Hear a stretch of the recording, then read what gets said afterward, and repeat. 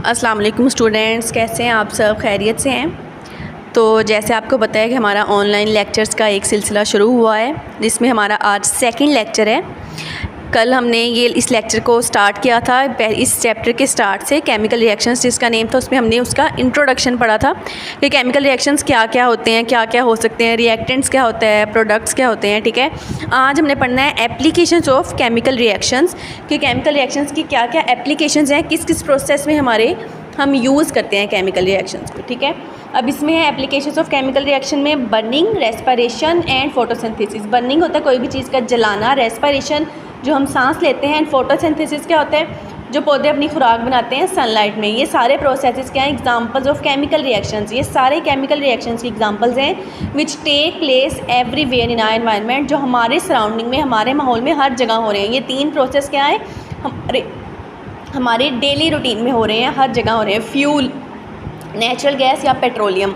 अब फ्यूल क्या है? नेचुरल गैस भी हो सकती है और पेट्रोलियम भी। ऑन बर्निंग, जलाने पे। इन अ व्हीकल इंजन, किसी भी इंजन में, मतलब कोई भी गाड़ी है, बाइक है, फ्यूल को जब हम जलाते हैं, पेट्रोल जब जलता है तो वो डिफरेंट तरह की गैसेस को प्रोड्यूस करते हैं। द गैसेज सो प्रोड्यूस्ड, ऐसी गैसेस जो फ्यूल के जलने की वजह से प्रोड्यूस होती हैं। डेवलप प्रेशर बनाती हैं to move the piston in the engine, उस प्रेशर की वजह से जो इंजन है उसका पिस्टन मूव करता है और वो गाड़ी चलती है। ठीक है, ये प्रोसेस कैसे हेल्प करता है कि जब वो पेट्रोल जलता है या अगर हम डीजल या नेचुरल गैस कुछ भी है उसको हमने भरवा लिया, ठीक है, जब वो जलेगा तो वो क्या करेगा? प्रेशर क्रिएट करेगा उस गाड़ी के इंजन पे या उस व्हीकल के इंजन पे, जिसकी वजह से वो चलेगी। ठीक है, तो इस तरह इसका यूज़ होगा। हीट प्रोड्यूस्ड, जो ऐसी हीट बनेगी बर्निंग ऑफ फ्यूल, पेट्रोल या फ्यूल के जलने की वजह से। इन आर किचन्स, हमारे किचन में is use to cook food, तो उसमें क्या है, हम खाना बनाते हैं। जो हीट प्रोड्यूस होती है हमारी गैस जलाने की वजह से, उसकी वजह से हम खाना बना सकते हैं अपने चूल्हा जला के। सिमिलरली इसी तरह हीट प्रोड्यूस, ऐसी हीट जो बनती है during burning of fuel,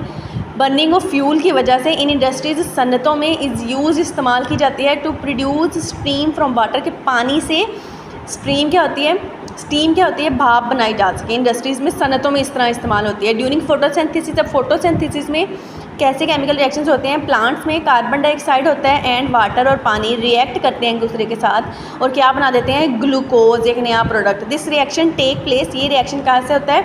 in the presence of sunlight and green pigment chlorophyll. ये सारा क्या है? फोटोसिंथेसिस का प्रोसेस है, जो आपको पता है क्या होता है? कार्बन डाइऑक्साइड और वाटर मिलकर करते हैं और इन द प्रेजेंस ऑफ क्या होता है? सनलाइट।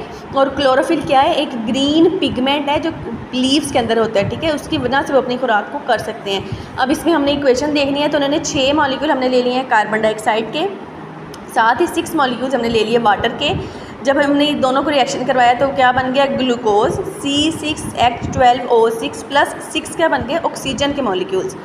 ये हो गया फोटोसिंथेसिस में कैसे केमिकल रिएक्शन होता है as a result of respiration. अब रेस्पिरेशन क्या होता है? ऑक्सीजन ऑफ एयर, हवा में जो हमारे ऑक्सीजन मौजूद है रिएक्ट करती है विद फूड या glucose to produce carbon dioxide. अब जो ये ग्लूकोज प्रोड्यूस होगी and water in the cells of living organisms. अब प्लांट्स क्या हैं, यहाँ से बना रहे हैं। हमने ऊपर देखा फोटोसिंथेसिस का रिएक्शन, इसमें हमें प्रोडक्ट क्या मिलेगा? ग्लूकोज और ऑक्सीजन। ठीक है, अब इसी तरह जो प्लांट्स हैं उन्होंने क्या करिए अपने लिए बना के कार्बन डाइऑक्साइड को ले लिया, प्लांट्स ने कार्बन डाइऑक्साइड को ले लिया, वाटर के साथ रिएक्ट करके उन्होंने हमें क्या दे दिया? ऑक्सीजन और ग्लूकोज। अब यही ऑक्सीजन और ग्लूकोज दोबारा रिएक्ट करेंगे और हमें क्या मिल जाएगा? कार्बन डाइऑक्साइड और वाटर, जो क्या है हम देंगे। हम जो है हम क्या कर रहे हैं? इसी जो हवा में ऑक्सीजन है उसको इनहेल करेंगे और एज अ रिजल्ट उनको क्या दे देंगे? Carbon dioxide. जो हमारा प्रोसेस है जो हमने पहले भी पढ़े हुए हैं, प्लांट्स का और एनिमल्स में क्या है? ऑक्सीजन और कार्बन डाइऑक्साइड का जो एक्सचेंज होता है। The energy produce during this reaction, इस रिएक्शन में जो एनर्जी प्रोड्यूस होगी वो हमारे तमाम लिविंग ऑर्गेनिजम्स के क्या है? बॉडी फंक्शंस को परफॉर्म करने के लिए। ठीक है, ये दोनों रिएक्शंस क्या है? एक दूसरे के ऑपोजिट हैं। मतलब एक में क्या है? Carbon dioxide, plants carbon dioxide ले रहे हैं और ऑक्सीजन हमें दे रहे हैं, और हम एज अ रिजल्ट क्या कर रहे हैं? ऑक्सीजन लेके उनको कार्बन डाइऑक्साइड इन रिटर्न दे रहे हैं। तो दोनों रिएक्शंस क्या हैं? फोटोसिंथेसिस और रेस्पिरेशन। नेक्स्ट है conversion of milk into yogurt. जब एक दूध दही में कन्वर्ट होता है, या formation of baking products. Baking products कौन से होते हैं? जैसे ये केक, बिस्किट्स वगैरह। इन्वॉल्व, इसमें क्या होता है? Chemical changes which are brought about by the micro organisms. जैसे फर्मेंटेशन का प्रोसेस हमने पढ़ा था, यीस्ट का प्रोसेस, बैक्टीरिया वाला, वो क्या है? केमिकल रिएक्शन है। सच केमिकल चेंजेस, ऐसे केमिकल चेंजेस और रिएक्शंस को क्या कहते हैं? फर्मेंटेशन रिएक्शंस, जो कि in the absence of oxygen. Fermentation क्या होता है? जब हम खमीरी रोटी बनाते हैं या जैसे ब्रेड बनती है तो उसको फर्मेंटेशन कहते हैं। ये हमने लास्ट पढ़ा भी हुआ है।